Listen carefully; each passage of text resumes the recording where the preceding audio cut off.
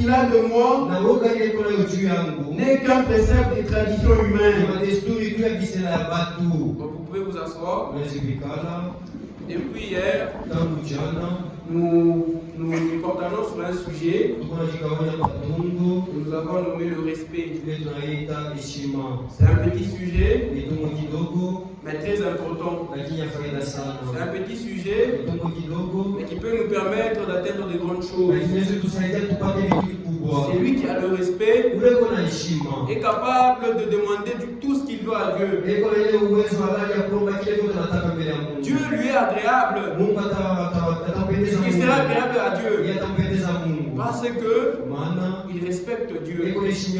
Et Dieu demande à ce qu'il soit respecté dans tout ce qu'il veut.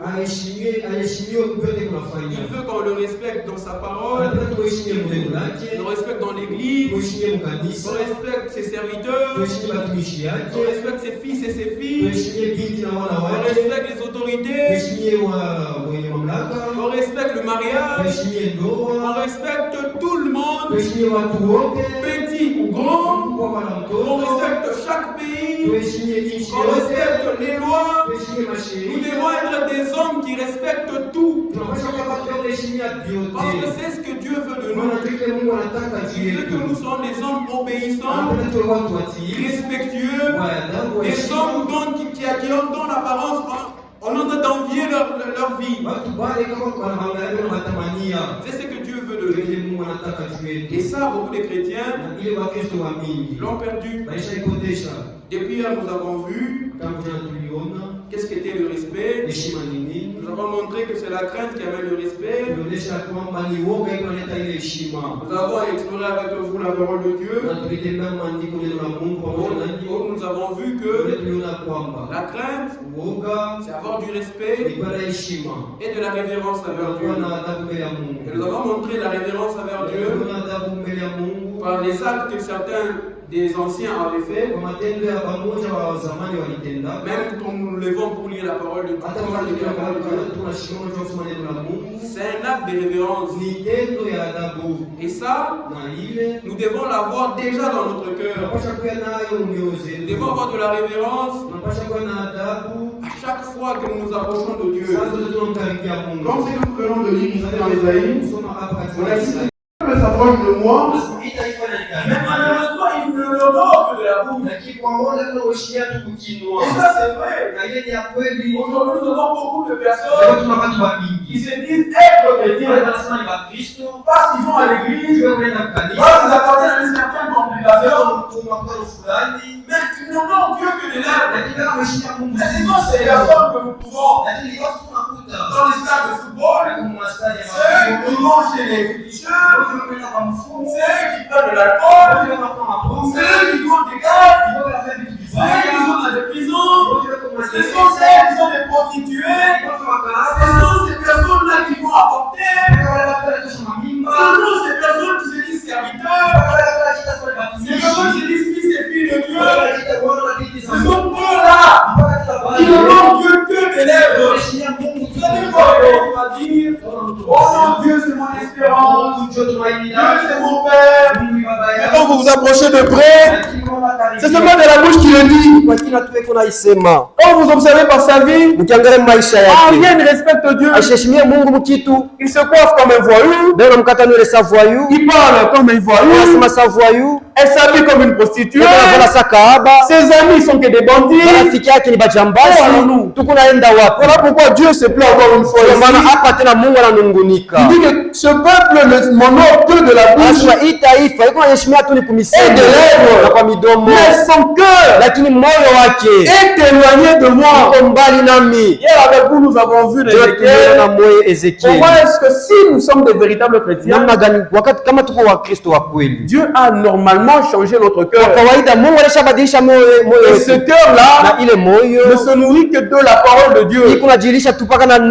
Mais si toi, ton cœur est éloigné de Dieu, c'est une preuve que tu n'es pas changé. C'est une preuve que tu es encore l'ancienne personne. C'est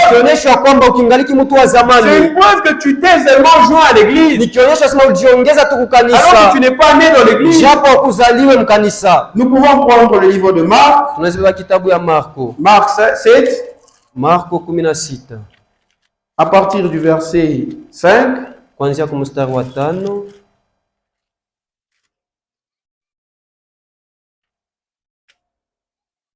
Ça, c'est Jésus qui répondait aux pharisiens. Ni Yesu alikuwa anajibu Wafarisayo. Alors, les pharisiens au verset 5. Tuanzie mstari wa 5. Et les pharisiens Na Wafarisayo et les scribes na waandishi lui demandèrent, wakamuuliza, pourquoi tes disciples ne suivent-ils pas la tradition des anciens? kwa nini wanafunzi wako hawafuate madesturi ya wazee? Mais prennent-ils leur repas avec des mains impures? Na beko nakula chakula bila kunawa mikono? Jésus leur répondit, Yesu akawajibu, hypocrite, wanafiki, Esaïe a bien prophétisé sur vous, Isaya tabiri mzuri kumihusu, ainsi qu'il est écrit, vile naandikiwa, ce peuple hii taifa m'honore de lèvres, wanaheshimia kwa midomo, mais son cœur lakini mioyo yao est éloigné de moi. iko mbali nami. C'est en vain qu'ils m'honorent en donnant des préceptes qui sont kwa kuleta maagizo yenye kuwa des commandements d'hommes. mafundisho tu, maamri za watu. Aujourd'hui, les hommes respectent Batu beko naheshimia plus des commandements d'hommes zaidi maamri ya watu que la parole de Dieu. kuliko neno la Mungu. Par exemple, Kwa mfano, on va vous dire une chose, utaniambia kitu moja que ya non, kwamba avant qu'un homme se marie, mbele mtu aoe il doit acheter d'abord des pagnes à sa maman. anapasha mbele kuzia mama yake. C'est écrit où? Binaandikiwa wapi? C'est dans quelle Bible? Iko mu Biblia kani? Pourtant, la Bible, elle dit ceci. Japo Biblia inasema hivi, Pour qu'un homme se marie, juu mwanaume il doit aoe vraiment brûler. anapasha C'est celui qui ne sait pas se contenir, unashijue kujizuiza, celui qui va se marier. ataenda kuoa. Mais dans nos traditions, c'est pas Kwa ça. desturi yetu haina vile. Dans nos traditions, Kwa desturi même si yetu tu brûles, hata kama on va te dire non. watakwambia Il faut hapana, d'abord que ta maman mange ton napasha argent. mbele mama yako kule fedha Et vous allez yako, voir que les gens na utaona bado n'attellent plus sur ça atia mkazo pa vile que de vitu, vérifier si la personne brûle. lakini abachunguze kama vyakula kunawaka. Il y a des hommes qui ne sont pas corrects dans le corps. Kuko batu bana baeneane mu mwili, Mais on leur demande de se marier. lakini banaweza bakalisha Ne baoe, sachant pas que lui ne brûle pas. abajua kwa batambua kwamba yashiru Par tradition, sasa jua madesturi parce qu'on doit avoir des petits enfants, tunapasha tukue na on bankana va l'obliger de se marier. kumkazisha Et aoe, on martèle dessus. na banatia mkazo pa ile Mais mambo. quand on commence à revenir, Sasa wakati unaanza à dire kurudia à la maman, kuambia c'est mama que la parole de Dieu dit, vile neno la Mungu elle ne inasema, veut pas obéir. ashipende Quand vous kutii. voulez lui dire, Wakati unatafuta il faut unyambie, venir la voir à l'église, unapasha kuya saa mbele elle ne kanisa. veut pas obéir. Wakati unamwambia kuya saa On mbele lui kanisa, dit, ashipende kutii. la Bible dit que tu Unamwambia dois être obéissante à ton mari. Biblia inamwambia unapasha kuya kujitiisha kwa bwana yako, Ça n'entre pas. ili aingie. C'est là la preuve Na ile ni kionyesho que les gens ya kwamba watu préfèrent les doctrines, les commandements d'hommes wanatamania zaidi madesturi ya watu, que makanuni la parole de Dieu. za kuliko neno la Mungu. Ils respectent plus leur tradition Wanaheshimia zaidi madesturi ya que la parole de kuliko Dieu. neno la Mungu. Si nous prenons l'écriture d'introduction que le frère a lue Tukibebe andiko ya kingililio ile ndugu alisoma dans Ésaïe, dans Jérémie katika 10, Yeremia 10, Jérémie 10, Yeremia 10, si vous lisez à partir du verset 1, mkisome kuanzia kwa mstari wa kwanza. écoutez la parole que l'Éternel vous adresse, Sikieni neno ile Bwana na waelekea, maison d'Israël. nyumba ya Israeli. Ainsi parle l'Éternel. Hivi anasema wa milele, N'imitez pas la voix des nations msifatirishe manjia ya mataifa, et ne craignez pas les signes du ciel, wala msiogope maalama za mbingu, parce que les nations les craignent. maana mataifa yanayogopa. Car les coutumes des Kwa peuples sababu madesturi ya mataifa ne sont que ni vanité. batili. C'est ça le problème. Njo mambo, Les coutumes des peuples madesturi ya ne mataifa sont que ni vanité. maubatili. Ce qui demeure, Ile na dumu c'est la parole de ni Dieu. neno la Mungu, C'est que nous devons honorer ndio tunapaswa et kuheshimia respecter. na C'est la parole de Dieu.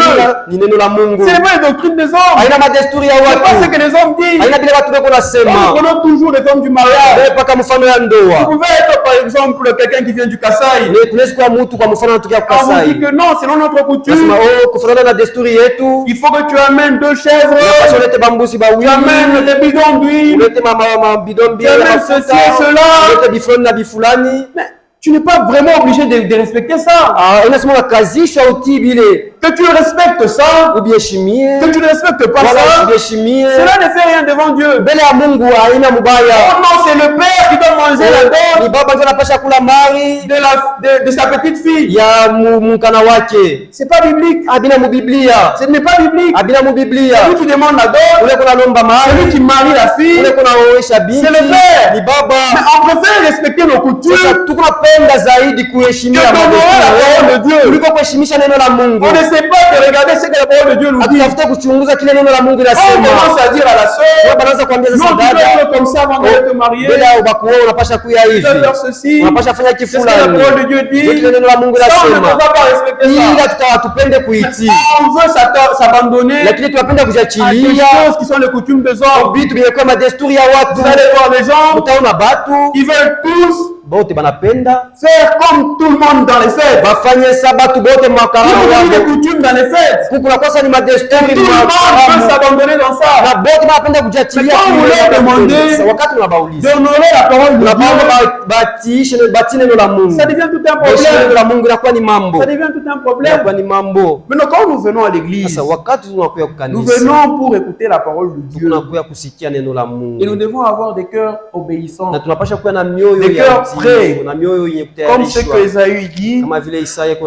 kunasema chapitre 1, katika sura yake ya kwanza au verset 19, mstari wa 19 il dit, si vous avez de la bonne volonté anasema kama muko na kutaka kwema et si vous êtes docile, na kama muko wapole watiifu, vous mangerez les meilleures productions du pays. mutakula matunda mzuri ya Si nchi. nous prenons la traduction de Darby, Tukibebe mageuzi ya Darby, lui il dit, yeye anasema si vous êtes de bonne volonté kama muko na kutaka kwema et que vous écoutiez, na munaanza et kushikia vous écoutez, na juu ya ce n'est pas kushikia seulement avec ses aina oreilles, tunaima shikio c'est écouter avec les oreilles du cœur. lakini na kusikia na Il faut avoir de bonnes masikio. dispositions. Inapasha kuwa na kuna hali mzuri. La parole de Dieu peut être prêchée comme il se doit. Neno la Mungu basi kuhubiri vile Mais inapasha, si vous n'avez pas de bonnes lakini dispositions kama una hali mzuri pour recevoir cette parole, kupokea ile neno vous avez perdu votre temps. unapoteza muda yako. C'est une chose grave Ni kitu kya kibaya kya pour nous qui hatari. nous appelons des Shida chrétiens, tunajita Bakristo, qui nous appelons des shida rachetés. tunajita wakombolewa. Si nous prenons tous les parents ici Kama tunabeba bazazi bote qui hapa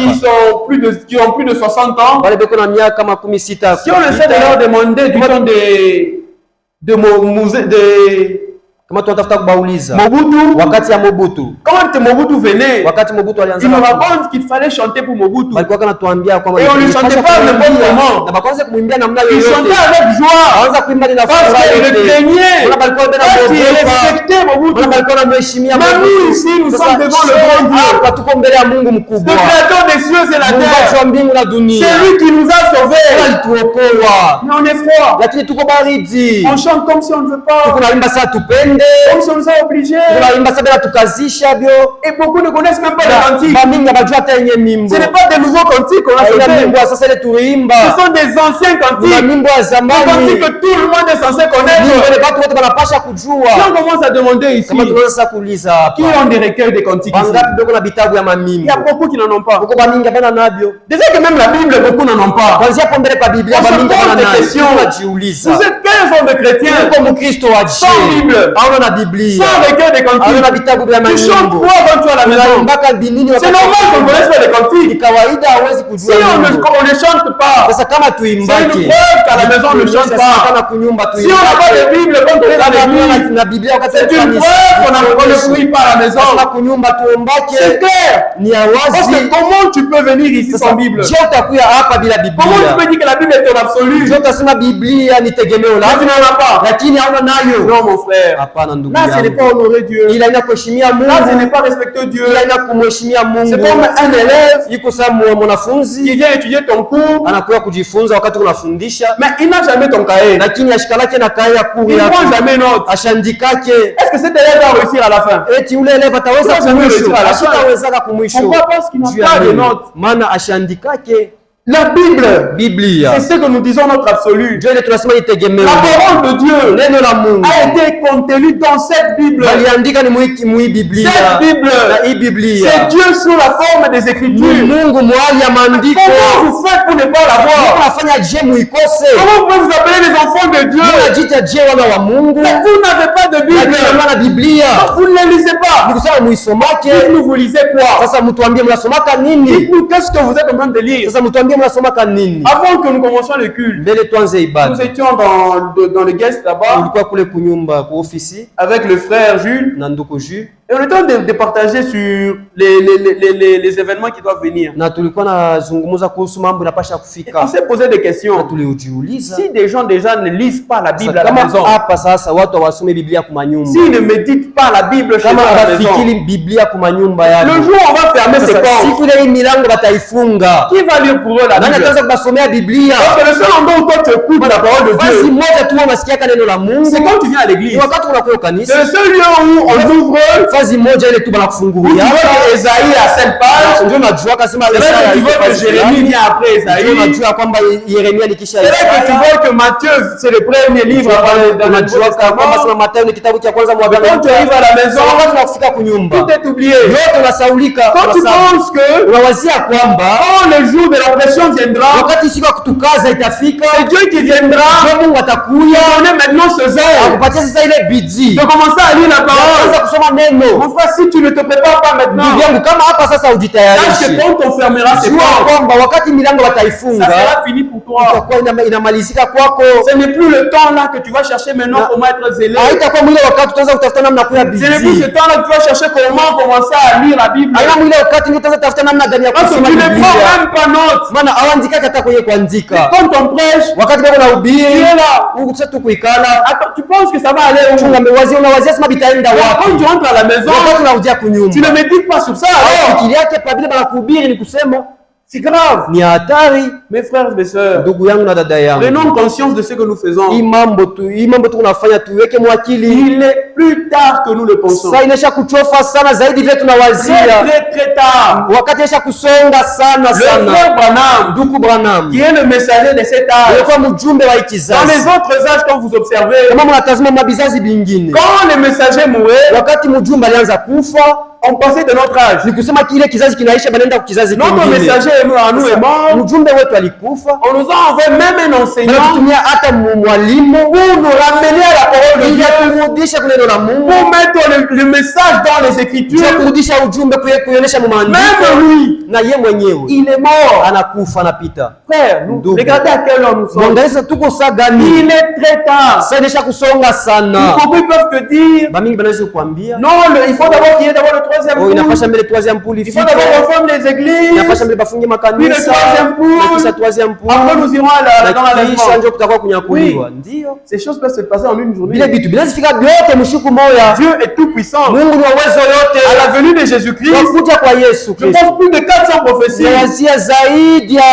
unabii 400. se sont accomplies Wakati Yesu alikuja mara Juste kwanza à sa alitimilika kuzalika kwake tu, juste à sa naissance. kuzalika kwake tu. Que dire de ces trois Sasa prophéties-là? tunasemea nini kuhusu ile maunabii Ça tatu peut se bure? faire en une journée. Yote inaweza kufika msiku Ça peut se mmoja, faire demain. inaweza fika yote kesho. Peut-être la nuit d'aujourd'hui, Saa zingine mwi usiku ya un leo sort, banatangaza on ferme les portes. ya kwamba yapasha bafunge makanisa Déjà yote. demain à la matinée, Kesho asubuhi la pression dans nos maisons. wanaanza kutukazisha kwa nyumba Dans yetu. l'après-midi, Muma après-midi, le troisième pool. troisième pool inafika Et le na soir, magharibi on est enlevé. tunanyakuliwa. Toi, tu n'étais pas prêt. Sasa wewe uko tayari, Tu ne vas pas partir. hautaenda. Et d'autres se Na consolent, mingi banajifariji, disant que non, binasema kwamba moi j'irai même dans le deuxième tour. mimi nitaenda hata mwile turu ya pili. Tu n'as pas réussi à venir à l'église chaque jour. Kila siku haukuweze kwanza kuya Tu kukanisa, n'as pas réussi à jeûner même une journée. haukuweze kwanza funga chakula hata siku Tu ne pouvais moja, même pas lire la Bible. haukuweze hata kwanza kusoma Tu Biblia, n'as jamais prié même pendant 10 minutes. au yaombaka hata madakika 10. Donc tu penses que quand tu vas vouloir te tuer Wazia sema wakati watatafuta kukuua pour Jésus, juu ya Yesu, tu vas accepter. wewe pale utaitika. Ah, mon frère, Ndugu yangu, je t'informe que si tu n'es pas zélé aujourd'hui, kama leo hauna bidii, ce jour-là, hata kwa ile tu siku vas perdre ton salut. utapoteza wokovu Oui, le wako. salut, on peut le perdre. Ndio wokovu Parce nazipoteza. que Moïse avait dit à Dieu, Bwana Musa aliambia Mungu, efface-moi de ton livre de vie. unizimishe jina yangu mkitabu chako cha uzima. Parce qu'on peut effacer le nom. Maana jina banaweza Et aujourd'hui, kuzimisha na leo. chacun de nous Kila mmoja peut wetu effacer son propre nom yeye mwenyewe anazizimishisha jina yake en reniant juste Dieu. kwa kumkana Mungu. Alors prenons au sérieux ces choses. Sasa hivi vitu tubibebe bila michezo. Voilà pourquoi si nous prenons un roi, Ndio maana tukibebe kitabu wa Wafalme wa Kwanza, un roi 19, Wafalme wa un Kwanza, roi 18, Wafalme wa Kwanza 18.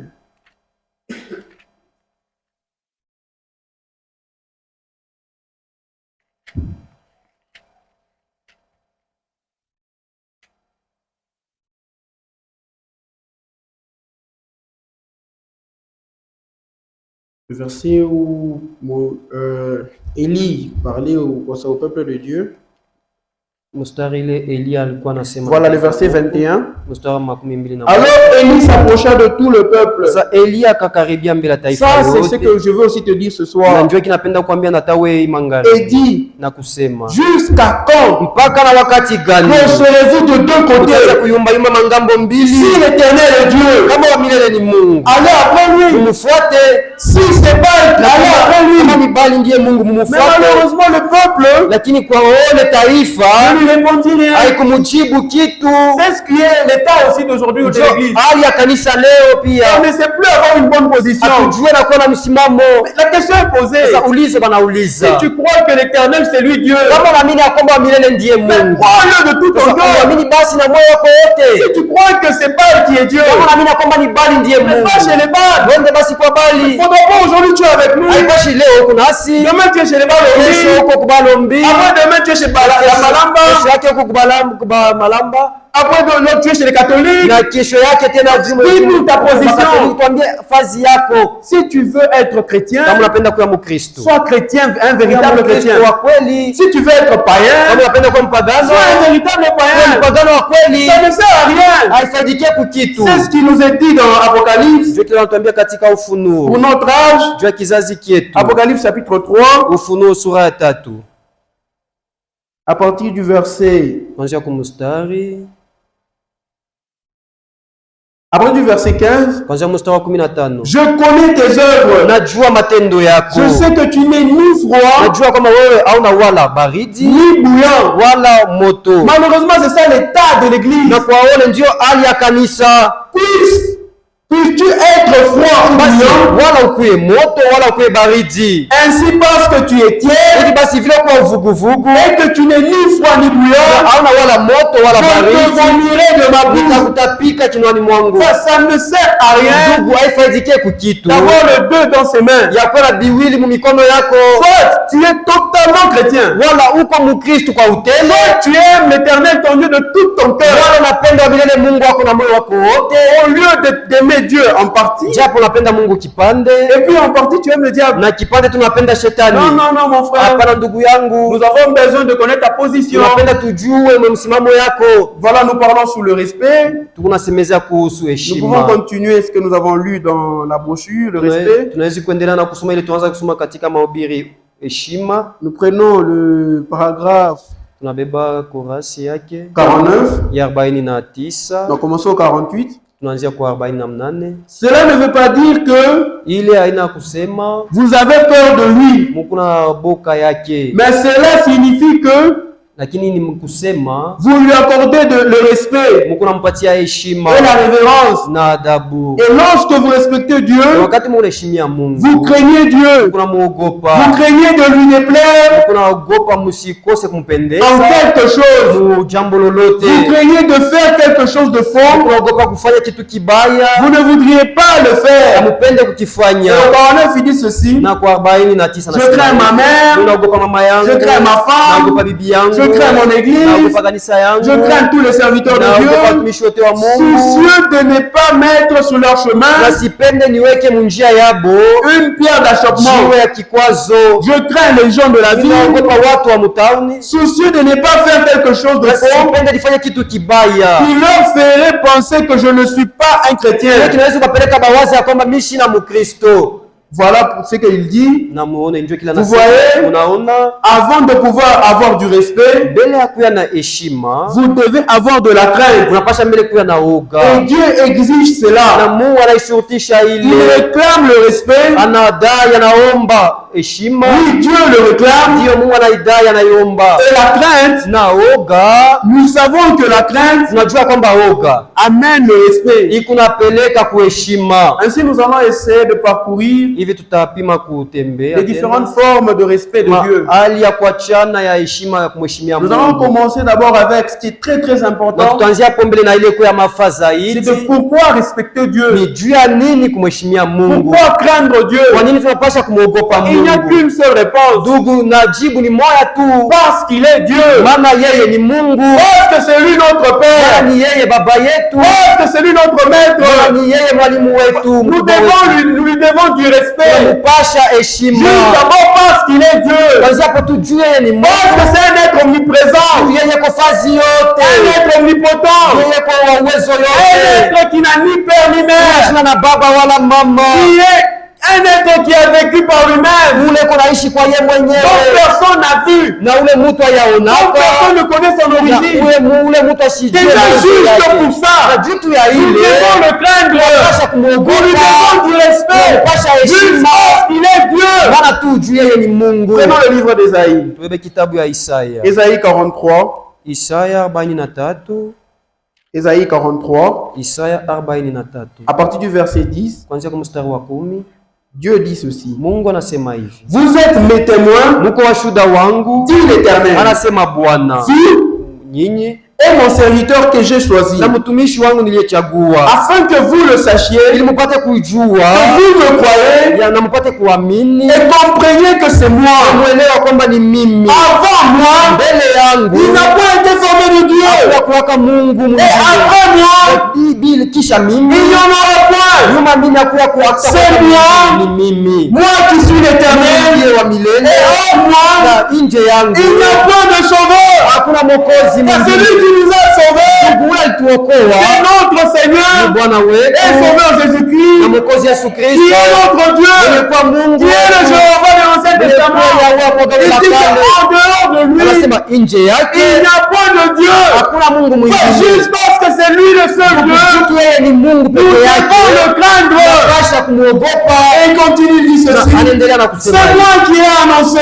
mimi niliyetangaza, sauvé, okoa, dit, niliyetabiri mbele ya vitu bifike. ce n'est point parmi vous Haina kati yenu un Dieu étranger. sanamu moja ya kigeni. Vous êtes mes témoins. Wewe mko washuhuda Dit wangu, l'Éternel, anasema c'est Bwana, moi qui suis Dieu. mimi niliye Mungu, Je le suis dès le commencement. niko Mungu tangu mwanzo, Dès le premier jour quand Dieu existait. siku ya kwanza ya uumbaji ya Quand il y a dunia. eu un commencement, Wakati tu kulikuwa mwanzo, il était déjà Dieu. alikuwa Mungu. Quand le temps a commencé, Wakati saa il ilianza, était déjà Dieu. alikuwa Mungu. Toi, tu es né en 2000 quelque chose, Wewe ulizalika mu 2000 ou en fulani 1000 quelque chose, wala mu 1000 mais lui, fulani, il est Dieu. lakini yeye ni Depuis que Mungu la terre existe, tangu dunia Juste ilipopo, pour ça, na jutu ya ile nous devons le craindre. tunapasha Nous devons kumwogopa, le respecter. tunapasha kumheshimia, Comme il est dit dans Jean, vile nasemewa katika Yohane, Jean 1, Yohane sura ya kwanza, un verset que tous nous connaissons. ni andiko ile tunajua shebote, Il est dit, inaandikiwa au commencement était la parole, kama mwanzo alikuwa et neno, la parole était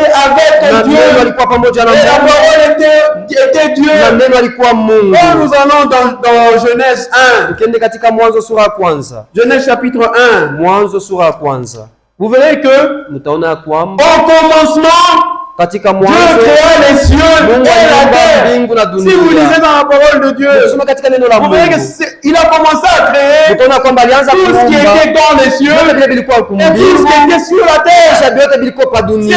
qui a tout fait. Yeye aliumba Il n'y a vyote, aucun être qui a été avant lui. hakuna ule alikuwa kwa mbele yake, Personne ne sait d'où vient Dieu. hakuna ule anajua wapi Mungu Personne ne anatokea, connaît même où il reste. hakuna mtu anajua fazi On sait juste qu'il yetu. habite une lumière inaccessible. Tunajua tu ya kwamba iko munuru ila tuwezi Personne kufikia. Personne n'est jamais arrivé là-bas. Hakuna mtu alishafika kama. Personne l'a déjà vu. Hakuna mtu alishakumwonaka. Il a dû prendre un autre corps Ilipasha bebe mwili ingine pour que nous puissions le ili voir. tupate kumuona. Juste pour Kwa ça, jutu ya nous ile devons le respecter. tunapasha kumheshimia. Juste parce qu'il est d'abord Dieu. Jutu yeye ni Mungu Juste parce que mbele. c'est lui qui nous a sauvés. Yeye ni yeye Juste parce qu'il a alituokoa. versé son sang. Yeye alimwanga Nous damu devons le yake. respecter pour Tunapasha ça. kumheshimia juu ya ile. Prenons une autre écriture Tubebe tena andiko ingine. dans Deutéronome Kumbukumbu la pour Torati soutenir cette pensée. juu ya kushikamisha hii wazo. Deutéronome chapitre 32, Kumbukumbu la Torati makumi tatu na après au verset mbili 39. mstari wa makumi tatu na tisa. Sachez donc Mujue basi que c'est moi qui suis ya Dieu kwamba ni mimi niliye Mungu et qu'il n'y a pas de Dieu près de na ya moi. kwamba kando kando yangu hakuna Mungu C'est ceux qui mwingine. croient en deux dieux. Wale wanaamini ndani ya Mungu En français. beko na kosa. Parce que dans cette écriture, Maana ndani ya hii il andiko précise anasema qu'il wazi n'y a point de Dieu ya près de kwamba moi. pembeni yangu hakuna Mungu Où est mwingine. Dieu? Sasa ba Mungu batatu beko wapi? Où est les deux dieux? Mungu bawili beko Il n'y a que wapi? l'Éternel ici. Iko tu wa milele yeye mwenyewe hapa. Et puis il continue, il dit, Anaendelea na kusema je fais vivre mimi ndio nafanya mtu et aishi, je fais mimi mourir. nafanya mtu Je akufe, blesse ninatosha kidonda et je na guéris. niko naponya Et kidonda. personne ne délivre de ma main. Hakuna mtu ako na okoa mkono Oh, yangu. si Dieu t'attrape, Kama Mungu anakushika, si Dieu se décide de te frapper, kama Mungu anakamata mpango wa kukupiga, personne ne va t'aider. hakuna mtu atakusaidia, Personne. hakuna mtu. Même si frère Branham venait Hata ici, kama ndugu bwana mwenyewe prier pour toi. anakuombea, il priait anaomba avec toute la foi qu'il a. na ile imani yote Dieu ne va pas te lâcher. Mungu ashita Tant qu'il n'a pas décidé. saa zote ashakamata ile mpango. Juste pour Na ça. jutu ya ile Juste parce que tu t'es levé le matin, jutu kwa vile uliamuka tu asubuhi tu t'es rendu compte na unatambua tu que tu vis. ya kwamba kunaishi. Tu as regardé l'arbre, Unatazama unaona mti kunaishi, tu as regardé les oiseaux. unatazama wa ndege Les oiseaux sont en train de vivre. wa ndege wako naishi. Juste pour Na ça. jutu ya ile tu Pourquoi tu dois respecter Dieu? unapaswa kuheshimia Mungu. Tu sais qu'elle dit. Ndugu Chisekedi, Bon, je ne sais pas si c'est vrai. sijue kama ni Il kweli. y a des gens qui disent, Watu wao wanasema quand il était en Europe, wakati alikuwa mu Bulaya il vendait des pizzas. alikuwa anauzisha mapizza. Non, il n'a pas eu de diplôme. Ashikuwe na diploma. Oui, peut-être c'est vrai. Inaweza kuwa ni vya kweli, Il est président. lakini leo kwa rais Et tout le monde le na respecte. watu wote beko na On mheshimia, peut dire, na tunaweza kusema un vendeur de pizza wa kuzisha mapizza est devenu un président anakuwa rais d'un des grands pays. tena wa nchi mkubwa, on le respecte. na beko na mheshimia. Ici, un homme comme lui, Yeye kama mtu sawa on yeye, peut lui donner ce genre d'honneur. simpatia ile maheshima ya Que dit de notre Dieu? tunasema je juu ya Qui Mungu dès le commencement ile tangu mwanzo était Dieu. eko Mungu Qui dès le commencement tangu mwanzo était le créateur. kwa Muumbaji. Juste pour Na ça, kitu ya ile juste pour ça, tu dois le respecter. unapasha kumheshimia. Dieu mérite notre respect. Mungu anastahili heshima Pour yetu. plusieurs raisons, mon frère. Unajua masababu ya mingi, Parce qu'il n'y a point de Dieu maana hakuna Mungu mwingine puissant comme lui. wa uwezo kama Il n'y yeye, a pas d'être hakuna kiumbe qui a une puissance comme lui. kuna uwezo kama yeye. On le dit dans Psaume, Vile wanasema katika mazaburi, Psaume 139, Zaburi 139, Psaume 139. Zaburi Vous pouvez lire 139. tout le chapitre, Tuwezi kusoma sura yote, mais nous allons commencer à sauter. lakini tutaanza kuluka. David dit ceci, Daudi anasema hivi: Éternel, ewa milele, tu me sondes et tu me connais. unanichunguza na unanijua. C'est lui qui te connaît mieux. Ule nakujua mzuri C'est Dieu. ni Mungu, C'est lui qui te sonde. ule kwa kuchunguza C'est Dieu. ni Mungu. Ton mari ne te connaît pas. Dada bwana yako asikujue, Ma soeur, mon frère, ta femme ne te connaît pas. bibi yako asikujue. Même un homme, s'il a vécu avec toi pendant des Hata années, kama unaishi miaka ya mingi pamoja il na ne te wewe, connaît pas comme Dieu te connaît. asikujue vile Mungu Il n'y a anakujua. qu'un seul être Uko tu mtu qui mmoja sait nous sonder. unajua kutuchunguza Mieux que même nous-mêmes. zaidi hata heshima Il n'y yenyewe. a qu'un seul autre Watu mtu mmoja qui nous connaît parfaitement. atujua kwa Mieux ukamilifu que même nous-mêmes. zaidi hata heshima Et puis yenyewe. continue, il dit Anaendelea na ceci. kusema Tu hivi: sais quand je m'assieds unajua saa gani naikala et quand je me na lève. saa gani nasimama. Et puis il continue. Anaendelea: Tu pénètres de loin ma pensée. kwa mbali wazo yangu Tu peux naiona. avoir une pensée. Ndugu, naweza kuwa na wazo, Mais lui, Dieu a vu de lakini loin. Mungu aliona kwa mbali, Il a vu même l'accomplissement de ce que tu veux anaona faire. hata utimiliko ile unatafuta Voilà pourquoi kufanya. vous pouvez dire aux gens. Voilà pourquoi vous pouvez dire aux Ndio maana gens. huwezi kuambia watu Celui qui convoite la femme d'autrui ule anatamani bibi wa batu wa a commis benyewe adultère avec elle. alishatenda Parce uzinifu na qu'ils yeye, sont déjà tes pensées. maana mawazo yako yako Tu veux que cet naichunguza kwa homme est mbali. un homme adultère. Lazima huyu mtu ni msharati mzinifu. Il continue et dit, anaendelea na tu kusema, sais quand je marche unajua saa gani natembea et quand je me couche. na saa gani nalala, Et tu pénètres toutes mes voies. na huku naingia manjia zangu zote, Car la parole n'est pas sur ma langue. wakati neno yafika pa ulimi Que wangu. déjà, oh Éternel, Zamani ewa milele, tu la connais entièrement. unaweza kuijua yote. Tu n'as même pas encore dit un mot. Hauyasema hata neno Tout ce moja, que je suis en train de dire ici, yote ni unasema je n'ai hapa. peut-être pas, j'étais encore peut-être assis Saa là-bas. zingine nilikuwa niesha kuikala kule, Dieu les connaissait. Mungu akwesha kubijua Avant que ça sorte de ma bouche. mbele bitoke mkinwa Quand tu changu, vas sortir dehors, wakati utatoka pale avant que nje, tu puisses saluer ta mbele soeur, usalimie dada yako. Dieu connaît déjà tout ce que tu Mungu acha diras. kujua mbele ya wakati vyote Même avec vyotasema, quelle pensée tu le na hata na diras. mawazo gani utavisema. Comment on ne peut pas craindre un tel Je être? hatuwezi kuogopa mtu wa namna Comment on hii. n'arrive pas à craindre un tel Dieu? Je tufike mkuogopa Mungu wa Il hivi. dit tu m'entoures par Sasa derrière unanizunguka kwa nyuma et par na devant. kwa mbele. Quand tu es comme ça, Wakati unasha le simama hivi, frère devant ne me voit que de ndugu face. kumbele ananiona tu hali ya Mais kumbele. Dieu lui le voit de Lakini face. Mungu anatuona kumbele, De gauche, anatuona kushoto, de droite, anatuona de kuume, derrière, anatuona nyuma, même en haut. anatuona hata kwa Dieu le juu. voit parfaitement. Mungu anatuona kwa ukamilifu. Et tu mets ta main sur moi. Unaweka mikono yako juu yangu. Et puis il continue, il Na dit, anaendelea na kusema, où irai-je loin de ton esprit? nitaenda wapi mbali na Et roho où wako? irai-je loin de ta Na face? wapi nitakimbia mbele ya uso wako? Si je monte au ciel, Kama napanda mbinguni, tu y es. uko mbinguni. Si je me couche au séjour de Kama mort, nalala pahali pa wafu, tu voilà. uko pale. Si je prends les ailes de l'aurore Ibeba mabawa ya pambazuko, et que j'aille habiter à l'extrémité na de la nitaenda kwa mer, mipaka ya bahari. là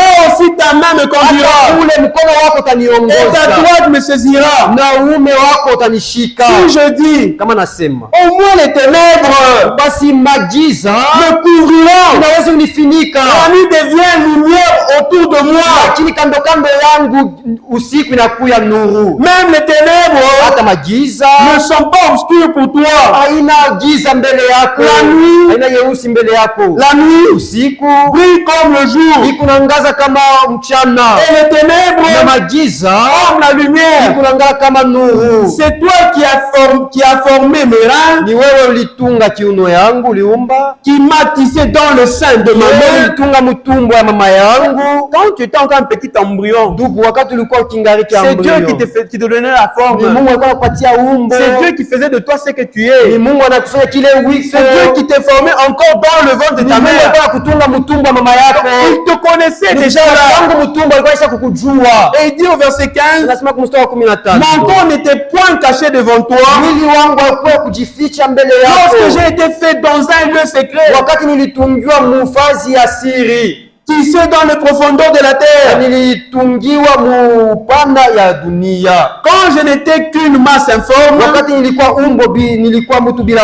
umbo, tes yeux me voyaient macho yako ilikuwa naniona, et sur ton livre était inscrit était tous inscrits na ndani ya kitabu yako vyote viliandikiwa. les jours qui m'étaient destinés Masiku ile ilipangwa juu yangu avant qu'aucun d'eux existât. mbele, hata siku moja ikuweko. Avant que tu ne naisses, Ndugu, mbele uzaliki, Dieu savait quand tu vas mourir. Mungu alijua wakati gani utakufa. Comment ne pas le Sasa craindre? je, À cause de hautamwogopa cette puissance. juu tu ya hii uwezo wake? Comment ne pas le craindre? Je, utakosa kumwogopa? Quand nous avons le livre d'Ésaïe, Kiende katika kitabu cha Isaya, Ésaïe 40, Isaya 40, Ésaïe 40, Isaya 40 à partir du verset 12. kuanzia kumstari wa 12. Maintenant, il vous pose des questions. Sasa eko namiuliza Comme maswali, vous ne voulez pas le respecter, bila mupende comme kumheshimu, personne ne veut le craindre, bila kuna mtu na wewe anapenda il nous kumwogopa. pose maintenant des Sasa questions. anatuuliza, Qui a mesuré les eaux nani alipima maji dans les creux de sa main?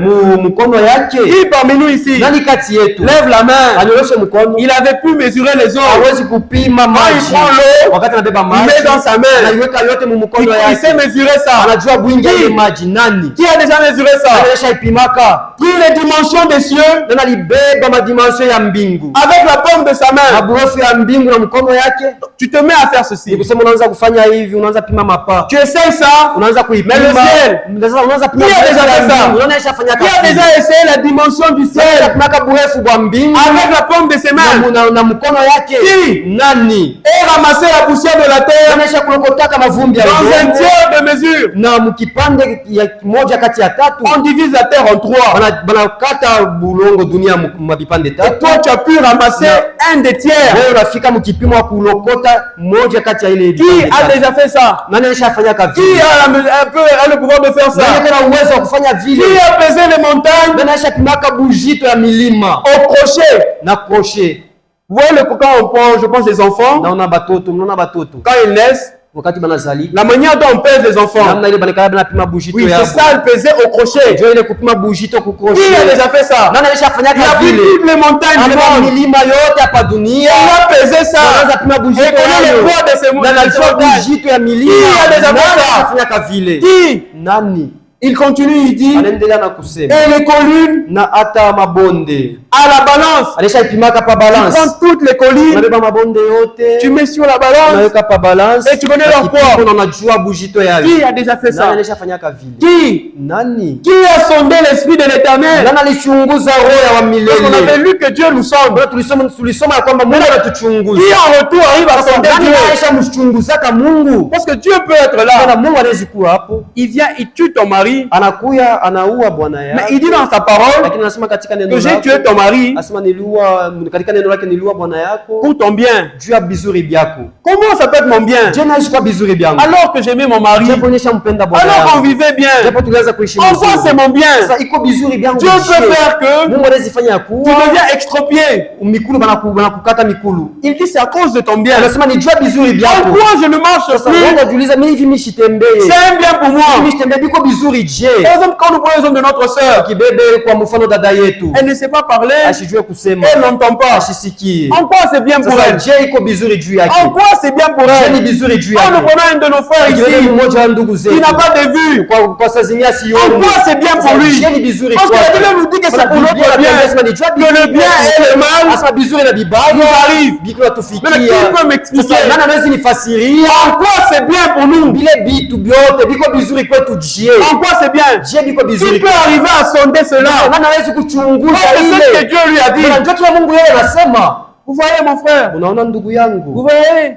Nous Unaona? devons le craindre. Tunapasha kumwogopa. Et il continue, il dit Na ceci. anaendelea na kusema Et hivi. qui l'a éclairé Na ni nani alimuangazia de ses conseils? na kumupatia mashauri? Qui jusque-là Nani mpaka na peut hapa lever la main, anaweza nyosha kilole, a déjà conseillé Dieu, alishamshauri Mungu venir et dire à Dieu, na kwa namwambia Mungu, non Dieu, "Oh, Mungu hapana, tu vois ici, unaona hapa hii mambo, quand tu vois Israël, unaona Israeli, pourquoi est-ce qu'Israël peut tuer des je enfants? Israeli anaweza naua batoto, Il y a des femmes enceintes qui meurent là-bas, wanamke bamimba ndio wanakufa et toi tu es là au ciel, na wewe kule kumbingu, toi tu nous dis de bénir Israël, tuambia tubariki tu Israeli, ne vois pas que ce n'est pas correct? unasema bafanye mzuri, Qui a déjà fait ça? alishafanya kavile, Parce que Dieu nous a dit de bénir Mungu Israël, alituambia tubariki mais Israeli, ils sont en train de faire la guerre, lakini Israeli kwa napigana ils sont en vita, train de tuer, iko naua kule il y a batu, des enfants qui meurent de malnutrition, iko nakufa kwa kosa il y a des chakula, enfants qui sont en train de mourir kuko watoto beko avec nakufa diverses maladies. na magonjwa mbalimbali. Comment on peut bénir un tel Sasa peuple? tutabariki je watu banatenda Dieu lui nous namna? demande de le Mungu bénir. yeye anatuambia tubariki. Est-ce que tu as déjà pris le temps Tushaweka tu wakati d'aller le ya conseiller? kwenda kumshauria Est-ce que Mungu. tu as pris le temps Ulibeba kwa wakati d'aller conseiller Dieu ya pour kwenda faire ça? kumshauria Mungu kuhusu ile Qui mambo. a déjà fait ça? Anaishafanya kazi. Frère, personne n'a Ndugu, conseillé Dieu. hakuna mtu aishamshauria Mais kama Dieu lui nous dit, Sasa Mungu yeye je vous ai anatuambia donné tout mon conseil. nimepatia mashauri yangu Si nous yote. vivons bien aujourd'hui, Ndugu, kama leo tunaishi mzuri. c'est parce que Dieu nous a accordé tout son Ni conseil. Mungu atupatia mashauri yake Juste yote. encore une fois pour ça. Juste encore une fois pour Na ça. jutu ya ile mara nyingine Nous tena. devons le respecter. Tunapasha Nous kumheshimia. devons le honorer. Tunapasha kumheshimia. Quand nous allons dans Job 37, Tukiende katika Ayubu 37, Job dit, Ayubu anasema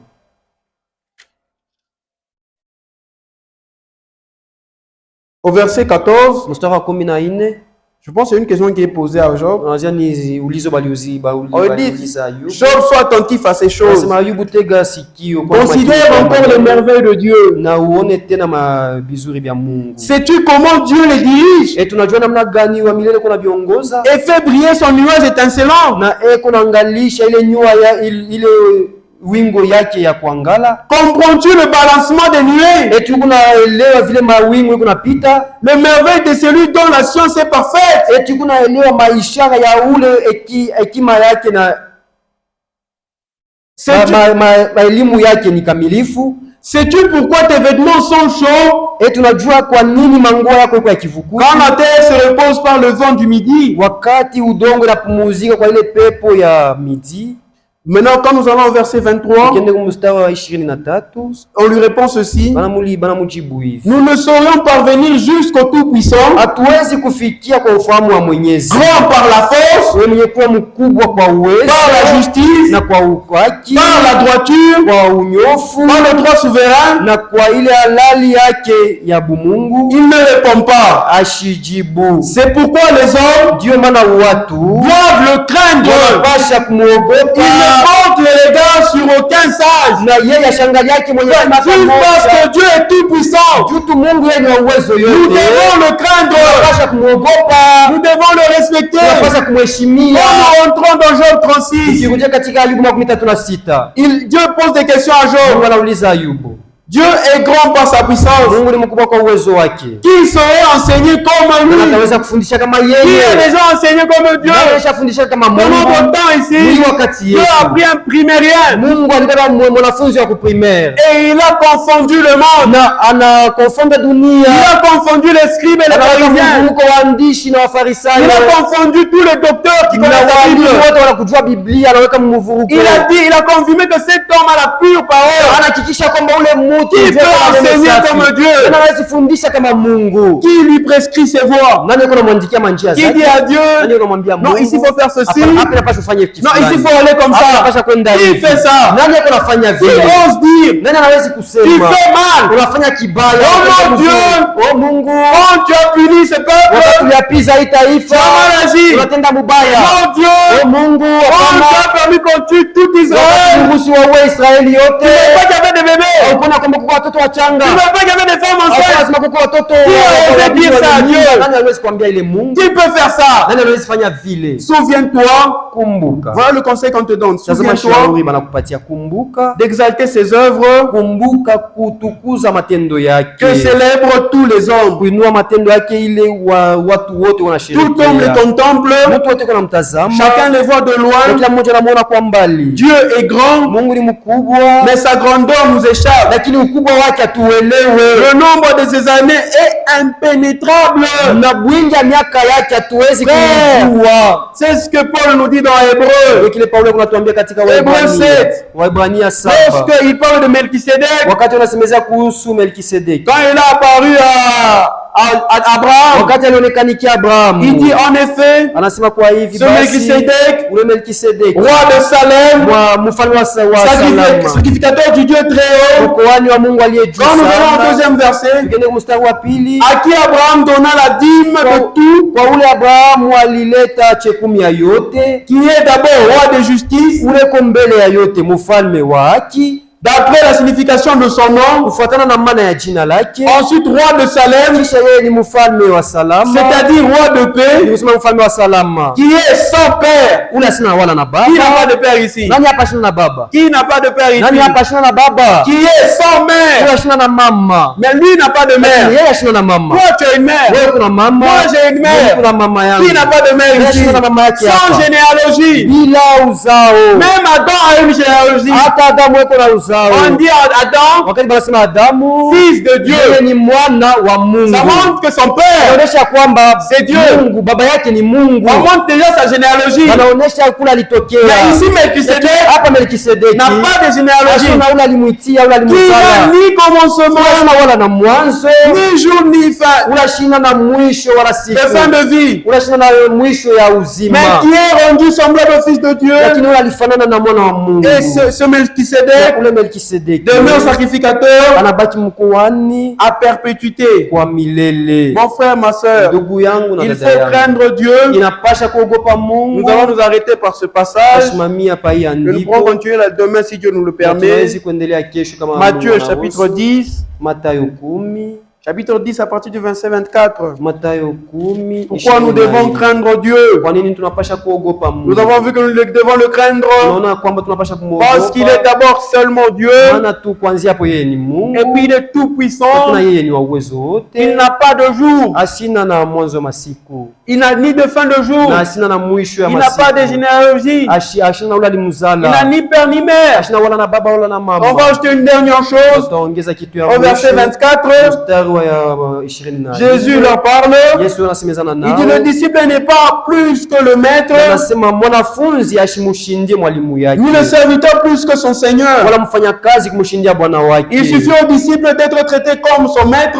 Unaenea tu mfanyakazi yeye bamtendee kama mwalimu wake. Et au serviteur comme son Seigneur. Na mfanyakazi bamtendee kama bwana wake. S'ils ont appelé le maître de la maison, kama balimuita mkubwa wa nyumba Belzebub, mkubwa wa pepo mchafu, à combien plus forte raison mara ngapi sasa appelleront-ils ainsi les gens de sa maison? Wataita mwile namna moja moja watu wa nyumba yake. Ce qui nous intéresse à partir du verset 26. Ile tuangalia sasa ni ku mstari wa 26. Ne les craignez donc point, eti msimwogope basi, car il n'y a rien de caché, msiogope basi, maana kuna kitu kenye kufichwa qui ne doit être découvert, kile kitabakia kenye kufichwa, ni de secret, wala cha musiri qui ne doit être connu. kile kitakosa kujulikana. Ce que je vous dis kile nawaambia dans les ténèbres, katika giza, dites-le en plein jour. muiseme kwa siku. Et ce qui vous est dit à l'oreille, na ile bananiambia kwa masikio, prêchez-le sur les toits. hubiri juu ya Le verset malaka. 28. Mstari wa 12. Ne craignez pas msiogope ceux qui tuent le corps wale wanaua mwili et qui ne peuvent tuer l'âme. hawezi kuua Ici nafsi. parmi nous, Hapa kati il y a yetu des gens qui craignent les sorciers. watu wanaogopa baloji. Ici parmi nous, Hapa kati yetu il y a des hommes qui ont peur de la watu mort. wanaogopa lufu. Non, mais c'est grave. Lakini ni Parce qu'on n'a hatari. pas le temps de les lire. Nijua tuna wakati ya kuisoma Paul nous yote. dit, Paulo kuna c'est tuambia parce que nous étions dans le péché sasa ndio tulikuwa katika dhambi que nous craignions la mort. tulikuwa naogopa lufu. Mais depuis que nous avions la vie, Lakini tangu tulipokea on n'a uzima plus peur de mourir. hatuogope tena Il dit que lufu. si je quitte cette tente, Sasa kama natoka j'ai muiyema une autre qui m'attend au kuna ciel. ingine kuna nyongo Mais ici, nous avons des gens hapa tu kuna batu qui ont peur des sorciers. wanaogopa baloji. Je ne sais même pas. Sijue hata Cet enseignement, ils l'ont trouvé ile où? mafundisho balipata wapi? Quand nous prenons toute la Maana wakati Bible, wa Biblia yote il n'y en a pas. habina.